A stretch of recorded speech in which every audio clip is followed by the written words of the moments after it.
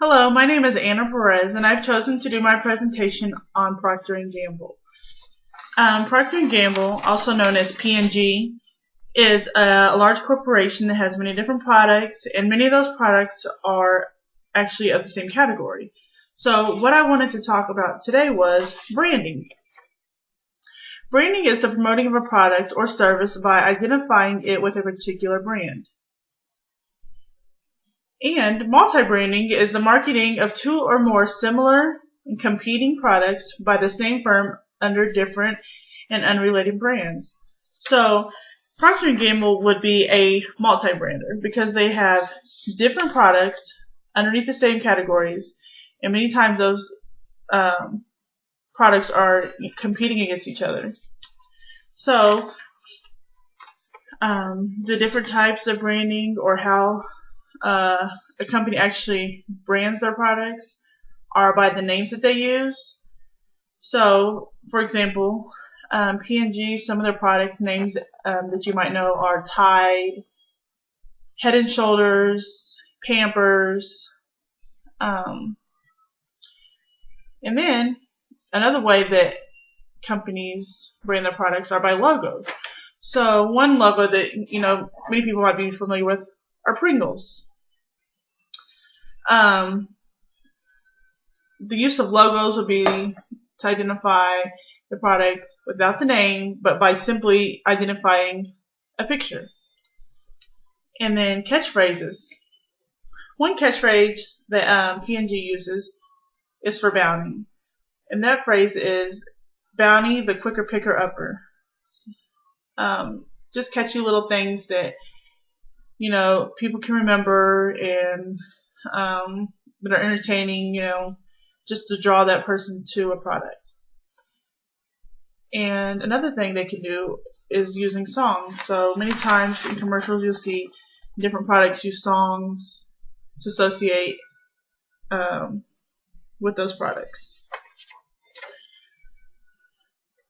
So P&G's purpose is that they will provide branded products and services of superior quality and value to improve the lives of the world's consumers now and for future generations to come. As a result, consumers will reward them with leadership sales, profit, and value creation, allowing our people, our shareholders, and our communities in which we live and work to prosper. So their goal is to create products that are beneficial to consumers, and from there they believe by pleasing consumer it will help grow their company. So that's one of the reasons why Procter & Gamble has multi-brands, is to increase their growth. The larger the company, the more sales there's going to be, because they have so many different brands that there's so many different things for people to choose from. So they don't have to concentrate as intensely on one product, but they can actually market different products and are actually bringing in more sales because they have, a variety of products to sell. By being a multi-brand, they also create internal competition. That means that they're in competition with themselves. So, for example, which I found very interesting is Procter & Gamble has over 10 laundry detergents and fabric softeners. So when you go in the store, there may be 30 different products, but if 10 of those are Procter & Gamble, they're actually competing against themselves, for the consumer to buy. And they're also creating customer loyalty. So once the customer has tried one product and enjoy it, and they associate it with Procter & Gamble, they're more likely to, feel comfortable with using different products within Procter & Gamble. So if, let's say somebody's satisfied with using Pampers diapers, and they're looking for a detergent for their child, they may be comfortable using Drift because they know that it's a laundry detergent that's also produced by Procter & Gamble. So the different approaches that Procter & Gamble or any company can use to multi-brand their products. So the equities of the brand are expressed differently depending on the particular markets. So depending on the product and what market they are aiming towards, there will be different things that they can do to market to those individuals. So, for example, with Procter & Gamble, they have a variety of products, so they can cater to different needs, like as far as laundry, shampoos, diapers. And there are other things. Dish liquid. They have razors. So there's a variety of things that they can actually cater to. So, for example, laundry. As I said before, these are all of the products that you could use for laundry and that are produced by Procter & Gamble. So, Downy and Bounce are both fabric softeners. Gain Dreft, which Dreft is for small children. Tide, Cheer, Air Bold, Ariel, Ace, and Dash.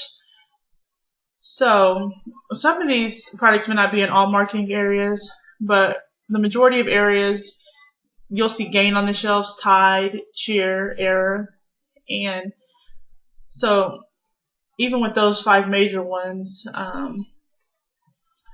there's a lot more for the consumer to choose from. So in the event that someone can't use Tide, maybe they have an allergic reaction to it, there's still different products that they can choose from that are P&G products that may be good for their needs.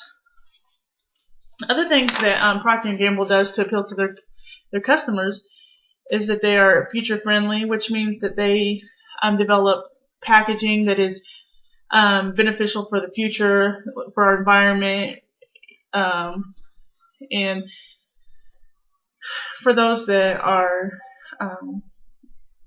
those individuals that are green, they may like this type of packaging and be interested in buying products that are only future friendly.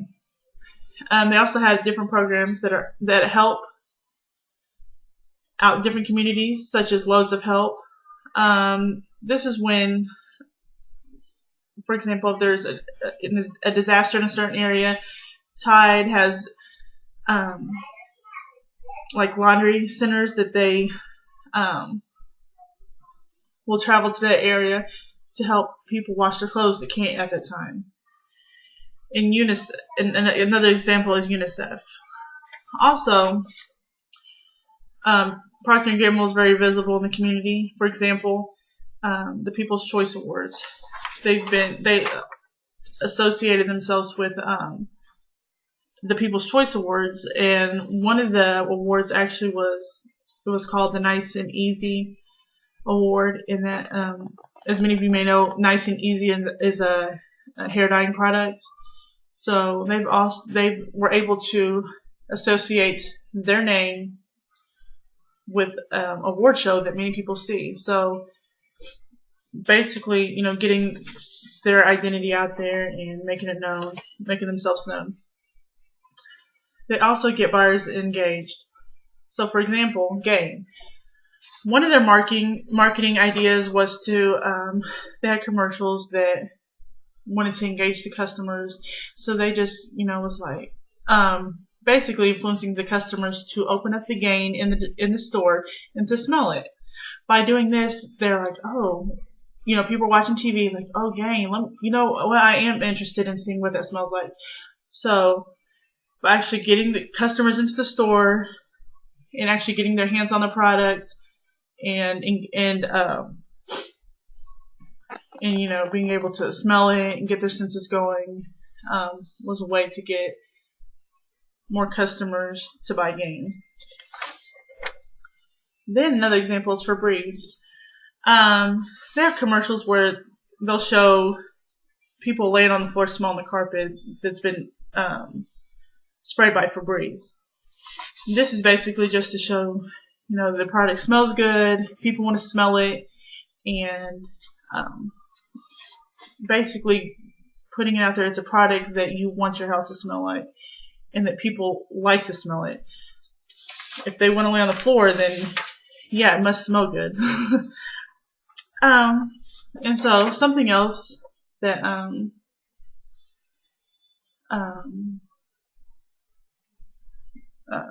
P&G does is combining other products. So more and more of their products are actually being tied together. So for example, Puffs now comes with Vicks in their Kleenexes. Gain, you can find Gain detergent, and then it'll have the smell of Febreze. They now have Tide with Downy, so regular Tide with, a touch of Downy fabric softener. And Crest and Oral-B is now called Pro Health Clinical. So by putting those products together, if a consumer already enjoys using Tide, or maybe they'll like it with Downy in it also. So consumers that are used to using Downy maybe will start using Tide as a result. So just another thing I wanted to share was different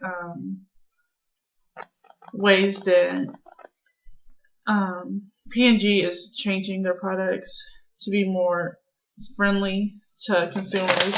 And so one thing I found very interesting on the shelf were these Tide Pods.